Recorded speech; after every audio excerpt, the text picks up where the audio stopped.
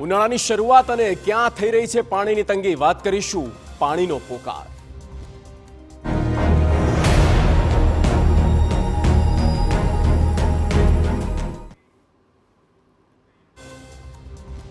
ઉનાળામાં સતત ઉઠી રહ્યો છે પાણીનો પોકાર।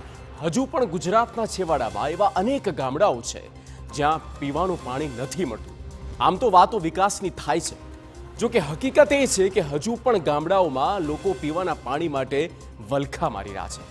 ત્યારે જુઓ મહીસાગર જિલ્લાનું એક ગામ જ્યાં પીવાના પાણી માટે દરરોજ થાય છે રઝળપાટ।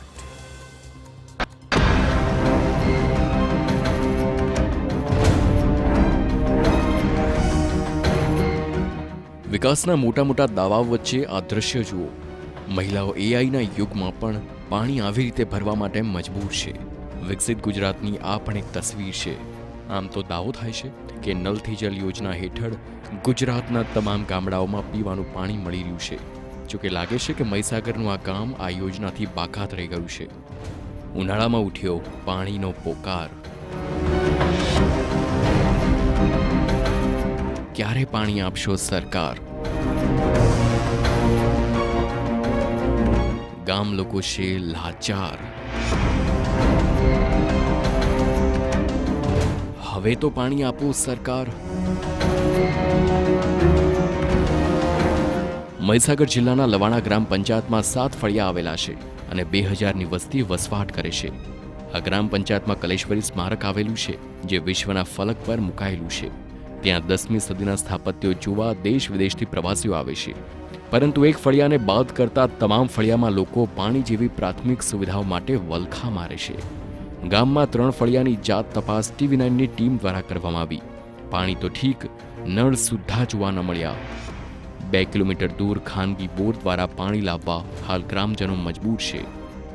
અમારું ગામ આ લવાણા છે, એમાં બહુ પાણીની તકલીફ પડે છે।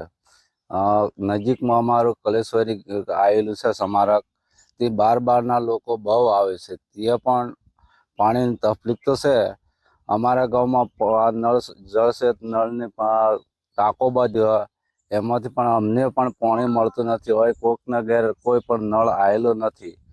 અમારે 20 થી 25 ઘરોનું એ ફળિયું છે, પણ કોઈને તઈ પાણી આવતું જ નથી। પાણીનો ટાંકો છે નજીક, પણ અમારે પાઇપલાઇન નથી। પાઇપલાઇન નથી? ના। તો ક્યાંથી પાણી લાવો છો અત્યારે? પાણી ત્યાં નજીકના બોરમાં ગમે ત્યાં સીટી લાવીએ। કેટલા દૂર જવું પડે છે એના માટે? 1 કિલોમીટર 1.5 કિલોમીટર। કેટલાક ફળિયામાં વાસ્મો દ્વારા કામગીરી થઈ છે, પણ મોટા ભાગે કામગીરી અધૂરી છે। વાસ્મો દ્વારા જાણવા મળ્યા મુજબ આ કોન્ટ્રાક્ટરને 40 લાખ જેટલી ઉઘરાણીની નોટિસ આપવામાં આવી છે। ગામમાં 10 વર્ષ અગાઉ કોઈ યોજના મારફતે કામગીરી કરવામાં આવી હતી, પણ તેના જર્જરિત સંપ અને ઓરડી જોઈ શકાય છે, પણ પાણી તો એમાં પણ નથી મળ્યું। 3 વર્ષ અગાઉ નલથી જલ યોજના અંતર્ગત પણ કામગીરી કરવામાં આવી હતી। પંપ રૂમ અને સંપ બનાવવામાં આવ્યા, જોકે છતાં પીવાનું પાણી આ ગામના લોકોના નસીબમાં નથી। નજર સામે પાણી પુરવઠા વિભાગ દ્વારા ટાંકામાં પાણી પાડવામાં આવે છે, પણ 100 મીટર દૂર આવેલા ઘરોમાં પાણી નથી મળતું। ગામમાં નળ યોજના 15 વર્ષ પહેલા આવેલી, તે પાઇપો દાબી, તે હળી ગઈ જમીનમાં 2 વર્ષ અગાઉથી દાબી, એની પણ અત્યારે કોઈ પાણીની સુવિધા ચાલુ થતી નથી। પાણી ટીપું પડ્યું ખરું? પાણીનું ટેપ તો જોઈથી ચકલીએથી હોય તો તકલીફ નથી ના। તંત્રનું કહેવું છે કે વાસ્મો અંતર્ગત પાઇપલાઇન લગાવવામાં આવી છે, પણ કામગીરી અધૂરી હોવાના કારણે હાલ લોકોને પાણી નથી મળી રહ્યું। વાસ્મો પ્રોજેક્ટ દ્વારા આપણે પાઇપલાઇન તો કરેલી છે, બરાબર, પણ એમાં અમુક જગ્યા પર લગભગ 1-2 ફળિયામાં પાણી જાય છે, પણ અમુક અધૂરી કામગીરીના લીધે બીજા ફળિયામાં પાણીથી વંચિત છે। તો આ અંગે પંચાયત દ્વારા કોઈ રજૂઆતો કરી હોય અથવા તો વાસ્મો કચેરીને જાણ કરી કે આપણે કોઈ જગ્યાએ રજૂઆત કરી હોય? આપણે ગ્રામ પંચાયત દ્વારા આપણે વાસ્મો કચેરીમાં મૌખિક રજૂઆત કરેલી છે કે આ કામગીરી સત્વરે પૂરી કરે।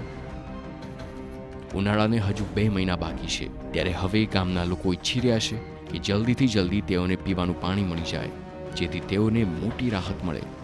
આશીષ ઠાકર, TV9, મહીસાગર।